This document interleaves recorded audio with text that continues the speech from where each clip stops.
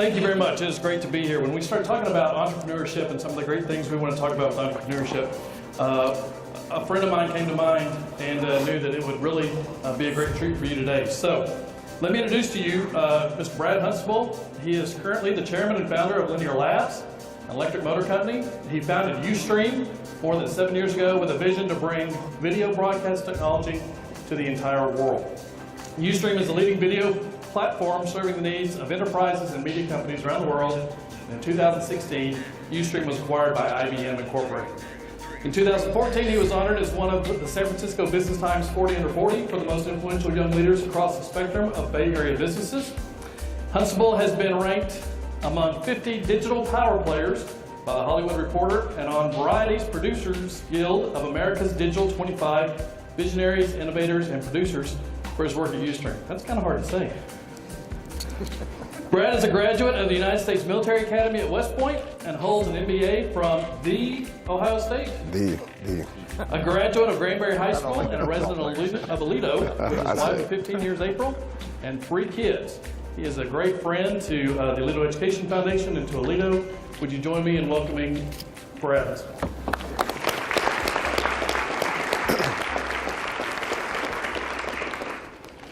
Hey, Sean. No, I used to live in Parker County, so don't get mad at me. I moved to Tarrant County, so. That part of 377 Bella Flora is in Tarrant County now, so we're glad he's here. All right, are you ready? I'm ready. You're going to get grilled. These are some hard questions. I know. You've faced a whole lot, but you've never faced anything like this. Look out. Most of us have heard of Ustream, but for those of you who may not, can you explain Ustream and where we might have seen it in our everyday business dealings? Well, Ustream's a video platform. Who else used YouTube before? Probably everybody, right? Well, in 2007, we started Ustream as a live video service and served media companies. We did Obama's inauguration through video. We did Charlie Sheen went crazy on Ustream. And we did a lot of businesses and media companies alike, but the biggest difference was that it was live video versus recorded video. Very cool. So, when starting Ustream, how did you use the services of ancillary businesses like accountants or attorneys? So, when you start a company, and again, tech companies like mine are a little bit different than I would say like a lifestyle business that you might find in Parker County or Tarrant County. You know, I formed a tech company that raised a lot of money in venture capital. And a lot of tech companies, particularly in Silicon Valley where I was, we weren't as worried about revenue. We weren't as worried about general administration, G&A expenses and things like that. And so in the early days of my company, we didn't do a lot of accounting. It was sort of on the back burner. The reason for that is you want to spend most of your investment capital on your product, building technology, buying servers, hire employees. And so we would work with an outside accounting firm. And then as our company grew, you start bringing that in-house. You brought in accountants in-house. You brought in a controller in-house. That's a little bit different, I think, than what I call a lifestyle business, which is one where from the very beginning, you may have limited investment. You're very worried about cash flow, as many of your companies are here. And so you're much more engaged with accounting and accountants earlier in that process. And as far as attorneys, as a tech startup, obviously you got to form the business, you have to have an attorney draft the documents and go through that process.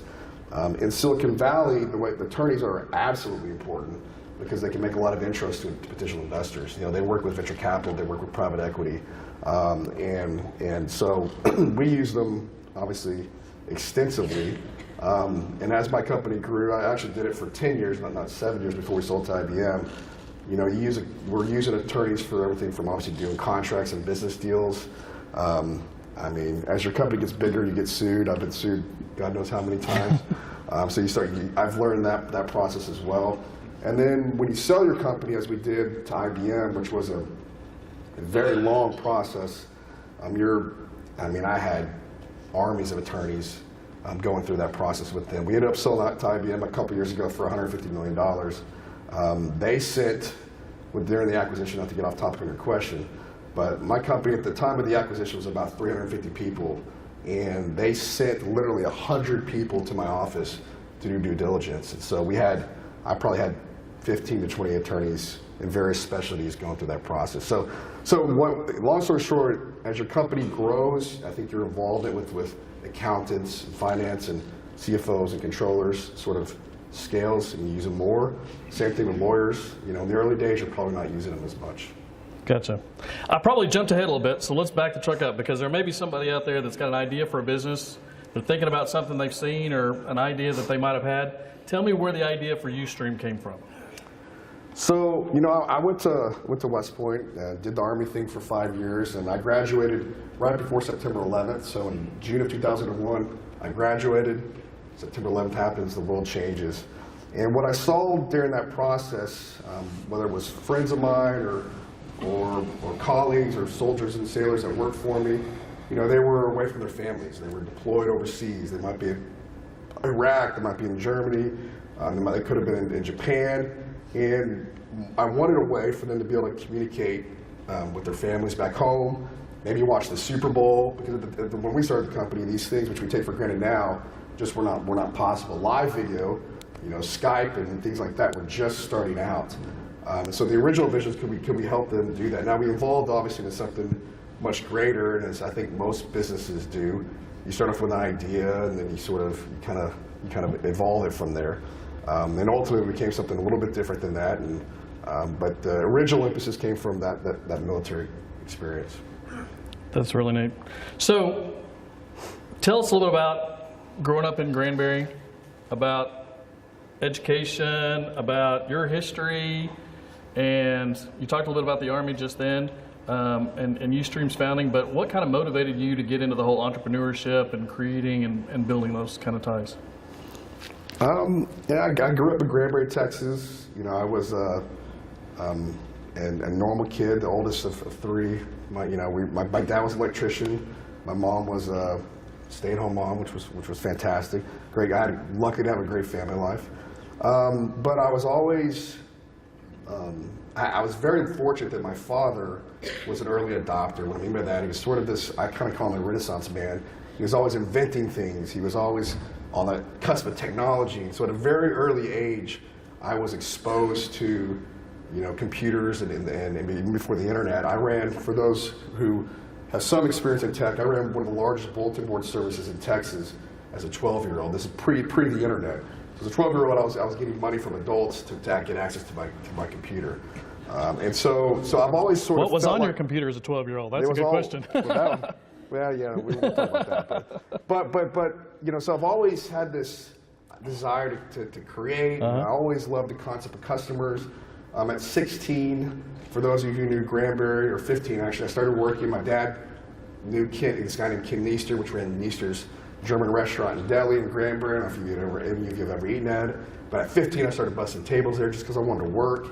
And I just was around business from a very, very early age. And so I think when you talk about entrepreneurship in general, I think it's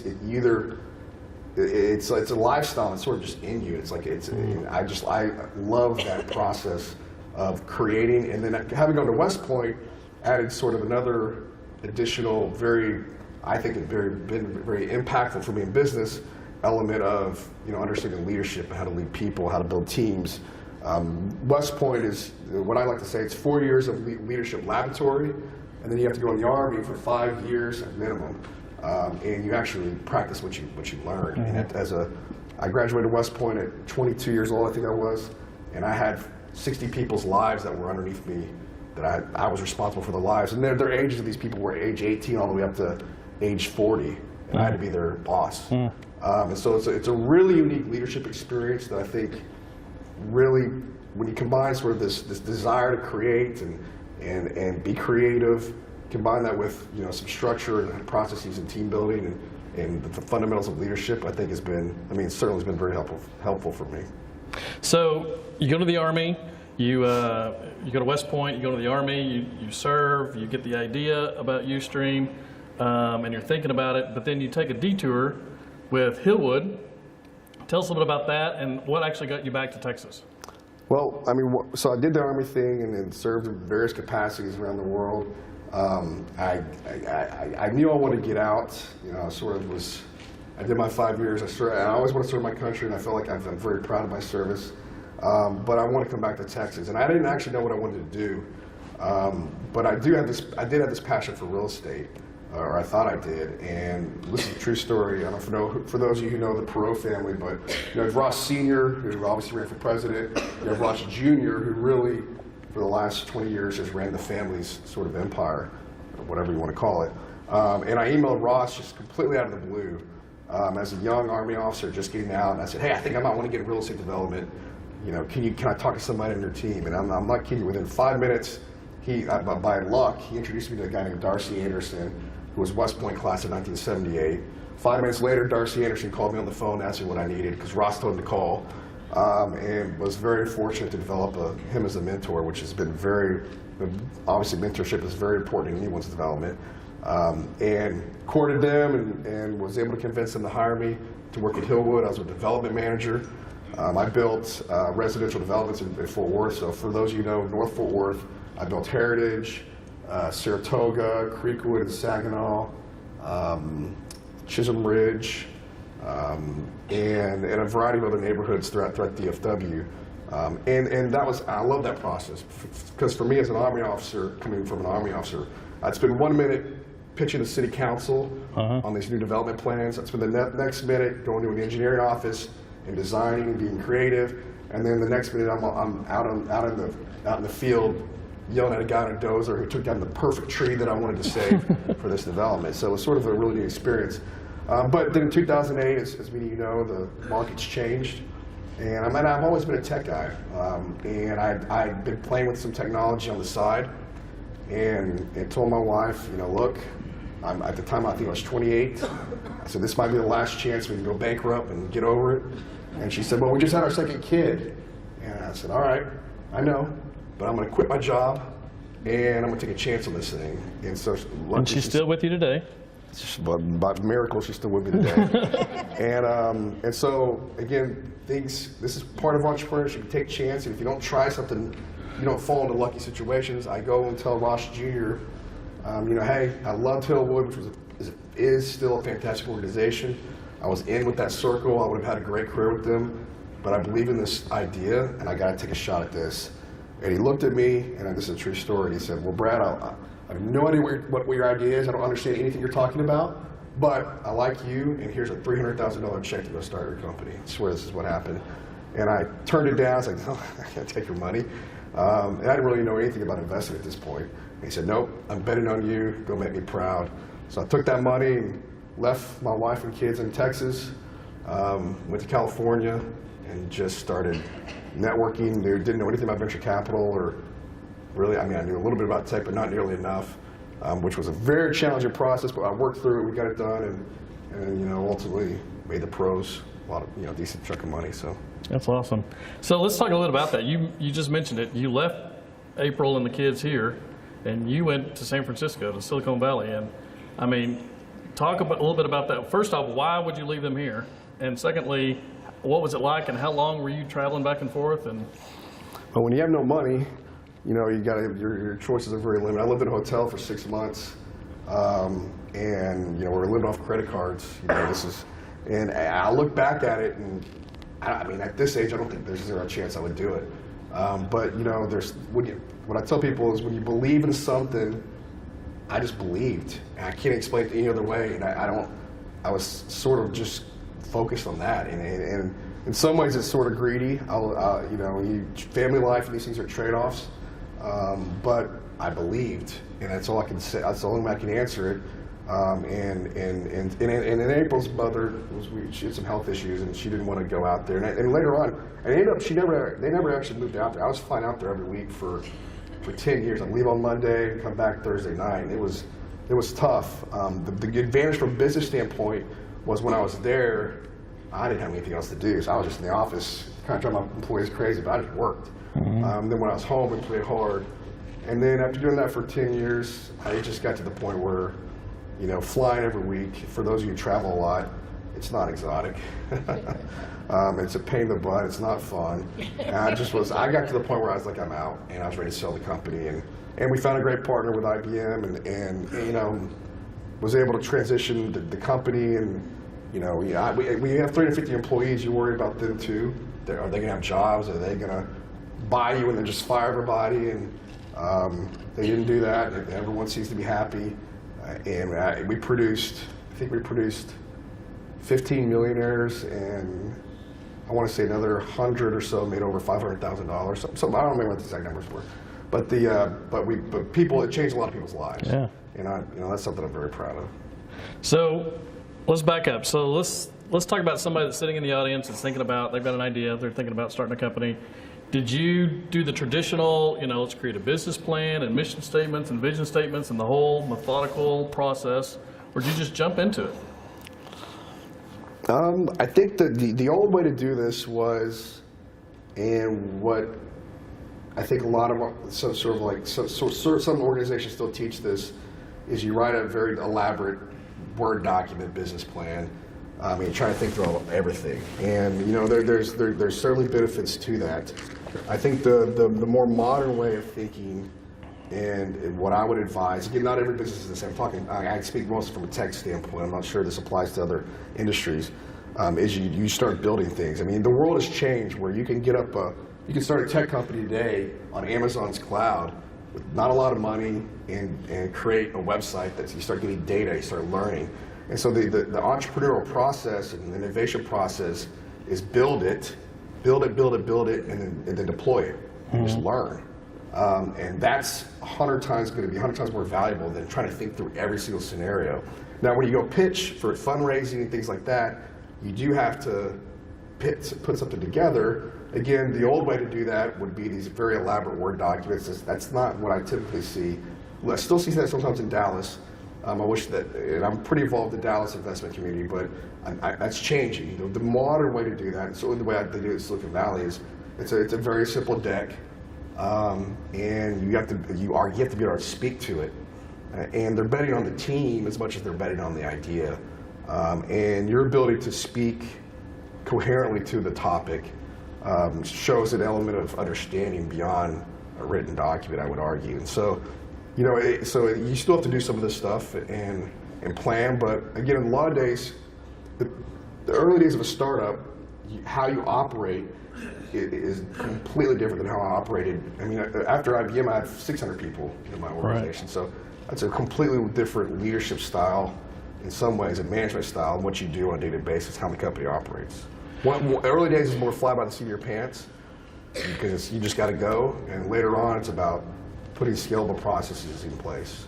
So you talked about putting the document together, but all of a sudden, at some point, you just have to jump and see if it all fleshes itself out and kind of run that direction. And I do a lot of, this is the first time I think I've spoke near where I live, so this is kind of cool. I usually speak in New York or something like that, but all these people will see you getting mail out of your mailbox and everything else now. You're in trouble. I'm going to recognize them. But but a lot of times what I tell entrepreneurs is, and I've heard this, everyone has an idea. That's the easy part. The hardest part, one of the first hardest part, is just doing it. Mm-hmm. You have to commit mentally, and that's people come up with an idea. That's great, but you actually have to just do it. And it's scary. It's the unknown. But then once you do that, you just go through the process of, you kind of know where you want to go. But what it's really about is little decisions. Are you going left or are you going right? And you choose one, and you go right. Then you go to your left, you go to the right. You kind of follow a path, and when you're wrong, you go back you go to the other direction, and you end up either where you thought you would be, or most of the time somewhere different. Somewhere completely different. So, okay, you talked about getting to the Bay Area. You talked about starting a company and surrounding yourself with a team. What kind of employees were you looking for? What kind of a team were you after? There's a lot of, hey, these are the gifts that I have. I want to find somebody that has different gifts. Was it that kind of thing, or was it just how everybody meshed together? Talk a little bit about your team you created. I mean, I screwed it up a lot at the beginning. It's one of those things, I think, and for those that run businesses, and you get better at it as you do it more. I was naive in the early days. I would hire people based on their resume and how impressive it would look. And this guy went to Harvard Business School. Wow, he must be smart. And then it turned out that they weren't that good, and then you have to fire them, and you lose time. It's a whole problem. What I've found is surround people, which is sometimes hard, with your weaknesses, where you're not good, and sometimes that means personalities that are completely different than yours. Like if you're not a very organized person, I can tell you, you would benefit very much so from having highly organized people around you. But that means sometimes you're going to conflict on some stuff. And when you get it right, and when I sold the company, I felt like my management team, we had it perfect. It all fundamentally came down to trust. Trust is the core of a team dynamic. And we operated with an immense amount of trust. I knew if you said you were going to go, Brad, I'm going to go do that, I knew you were going to go do it. So you know, or I trust your intellect and I trust your respect. So when you would criticize me, I didn't feel like it would be a criticism or you critique an idea. You're critiquing an idea because we're all on the same team, we want to win. And it's really special when you get that. So getting that team dynamic right is what separates many times the companies that go out of business, the companies that don't. How do you hire for that? It's really hard, especially salespeople because they're really good at selling.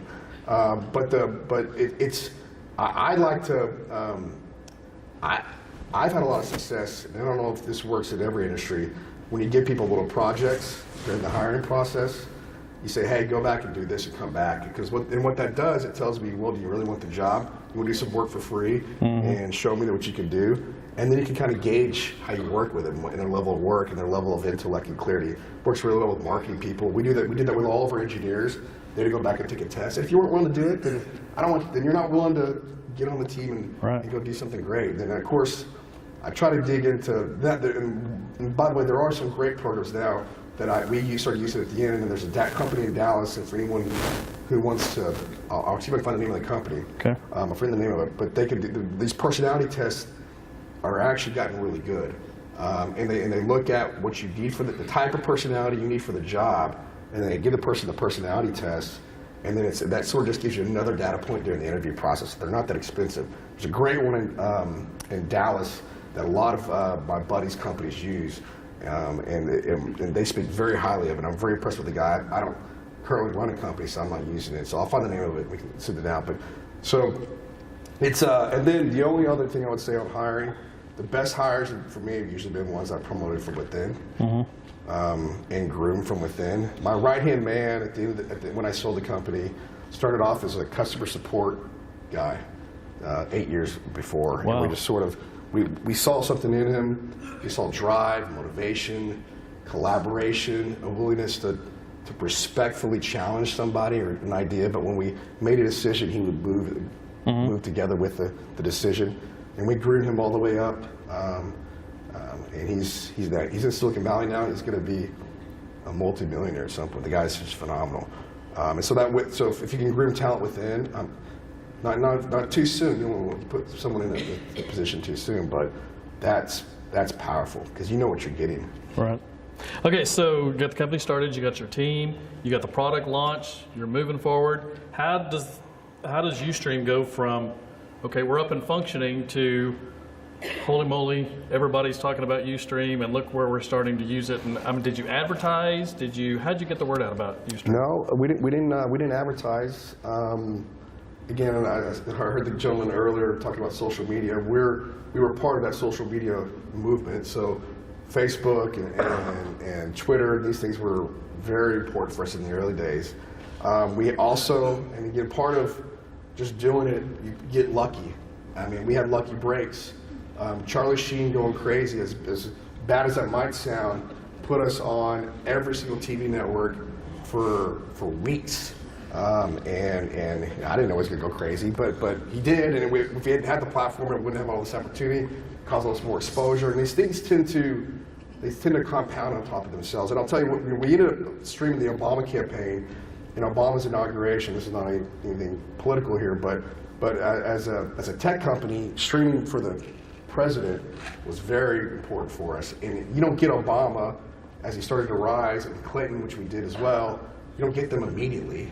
Right. So what I did, so you can go try to boil the ocean and go big, or what we ended up doing, we took a stair-step approach. And I was able to get a candidate, a guy named Chris Dodd. You might not even heard of him. He was a senator.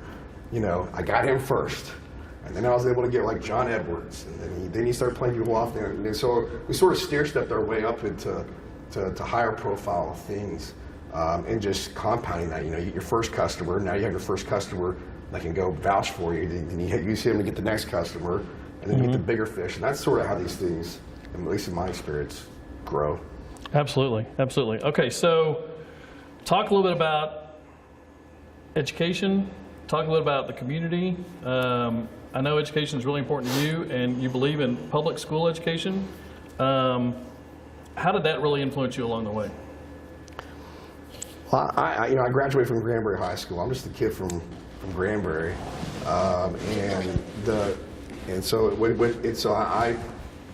if I can do it through a public school system, you know, I think any kid can. I mean, luckily here in Aledo, because of groups like yours and the fantastic system that we have, you know, my kids go to public schools here, and I'm a big believer in it.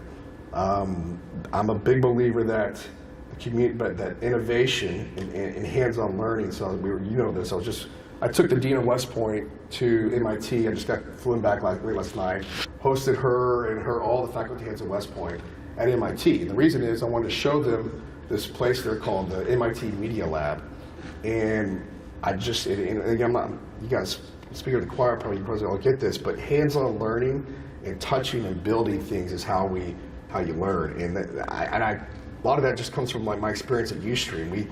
You're doing things and you're trying things. That's the learning process, more so than an actor. And look, I was a great student at Granbury, but I don't know that I remember all that much I learned from a textbook. What I remember are the learnings of my experiences of building things.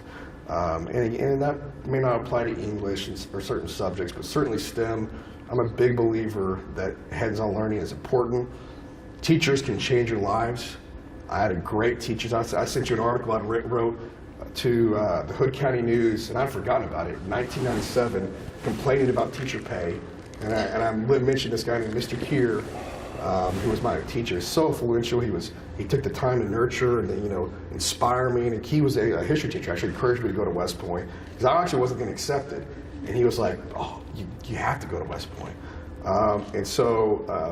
Teachers can be very influential. And oddly enough, one of my old West Point buddies' daughter has him as a teacher right now. And she showed him that article and he started crying. It was kind of cool. He didn't even know I wrote that letter. So this is 20 years later. Or whatever it is. That's very cool. So you're working in Linear Labs now. That's the business you're up. Tell us a little bit about Linear Labs and what you're hoping to accomplish. So I'm in way too many things right now, but the thing I'm primarily focused in is a company called Linear Labs. Basically, we want to accelerate the electrification of electric vehicles, electric trucks, autonomous fleets. We built the first electric motor in the world that literally geometrically changes shape in real time to optimize for high power, high torque, or efficiency. And what I like to tell people, we can with one car now, one motor system that we built, we can give you the power of a Tesla, which they're very powerful and fast, but I can also make it as efficient as a Toyota Prius or something like that. And so it's I love the space. I love the direction it's going. I think we can't continue to burn dead animals and expect the world to continue to get better. Again, not a climate change discussion, but it is cleaner, especially as we move into hydrogen fuel cells and whatnot. So I love the market, and then on top of that, my motors have the opportunity to go into industrial applications. 50% of the world's electricity passes through an electric motor. So 1 out of every 2 power plants in the world powers an electric motor, and they all run. 90% of them run at basically full throttle, and they use what's called gearing to adjust their speed. And it makes absolutely no sense. It's really wasteful, And the analogy I tell people there is, who drives their car with their accelerator down all the way and then uses your brake to change your speed? It just, some of you probably do. My wife does that, I think. But that, it just doesn't make any sense. And so that's the problems we're trying to solve. It's very exciting, and we've got investors, and it's my next gig. That's awesome. Anything else you're in that you want to talk about? I'm in everything. I was at the Masters last week. I'm doing stuff around golf. The Veterans Golf Association? Veterans Golf Association. I'm working with Bobby Jones' kid, Bobby Jones, who is the grandson Bobby Jones' grandson, the founder of Augusta National, the Masters. We're doing some really cool things. I'm buying minor league baseball players, future earnings. I've got AI companies I'm working on. So I've got probably too much stuff going on. But the one I'm probably going to, right now I don't run Linear Labs, I own it, but I'm probably going to, again, as a West Point grad, I like to lead people, I like to build teams. Right now I'm just a cheerleader, and I'm kind of over that phase. I want to get back and do something, so it's probably going to be the motor company I'm going to run. That's great. Which I haven't announced publicly, but I guess I just did. That's right. Rose isn't here from the paper. I think we may be okay. So, are you open to questions? Yeah. Anybody have a question that they'd like to address? Wow, sorry, it was so boring. Yes, yes, ma'am.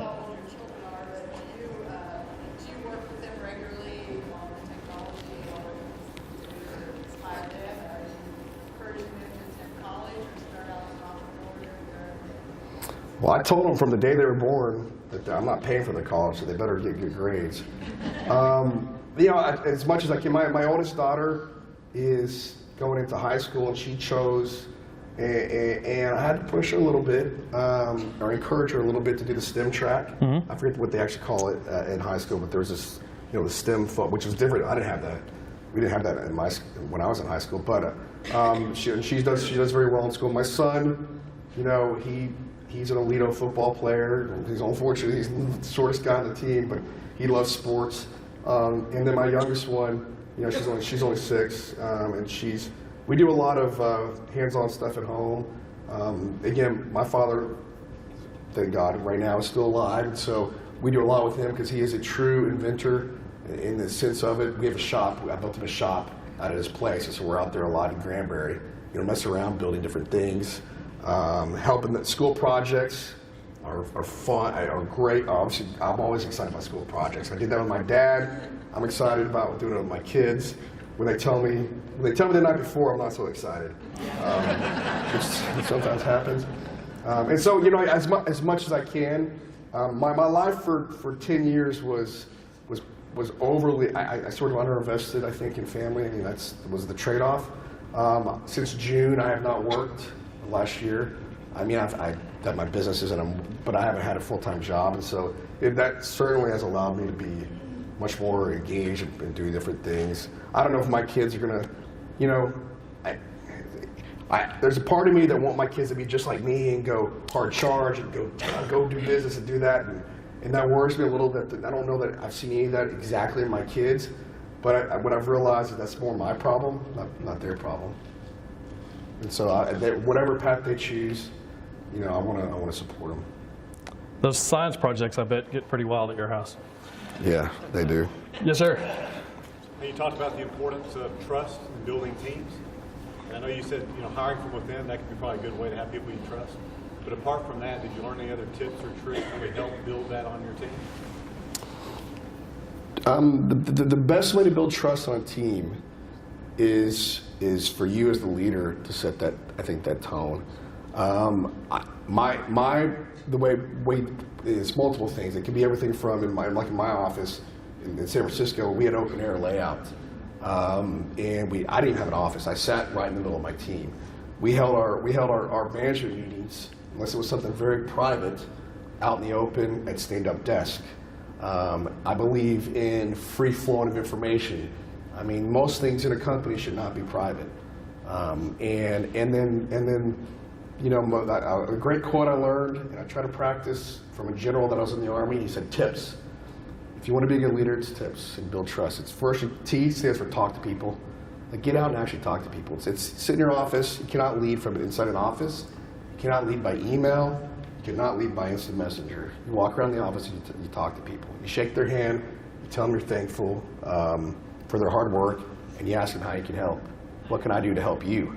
And that, people sometimes are shocked by that. I stands for keep them informed. You know, people make better decisions when they're informed. And so, you know, it's tough when the companies, I mean, look, I had a startup, the startups could go, we were like something, that's just the nature of the thing. Mm-hmm. But when you're not doing good, you know, you don't want to scare everybody, but man, if you tell them what the problem is, you get great ideas, and they want to help. Right? Absolutely. Let's do it. Let's go help. So keep them informed as much as you can. I mean, there's certain things that they definitely should know, but you want to keep them informed. And then the P stands for be predictable. The worst thing you can do as a leader is be unpredictable, because then you don't. And Trump sometimes I think does this, but you don't know if people are going left or right, or what they're, you get people in a flight or flight scenario sometimes. So whatever your leadership style is, be predictable. And then the last one, S, stands for just be sincere. I mean, people last night, they might have been sleeping on the couch because of some issue with their wife. You don't know. We're all people at the end of the day. People can read fake like this. No one is dumb. If you're be sincere about their development, sincere about their recognition, sincere, care about your people. Doesn't mean you don't fire people, and it doesn't mean you got to put the company first. I call it servant leadership. First thing is your mission has to be the first thing if you want it to succeed. But second behind that is your people, and then you as the leader, you should be a very, very distant third in terms of your own needs. And that's the model, I believe, that builds trust on teams. We can talk for an hour about trust, because it is the funnel thing.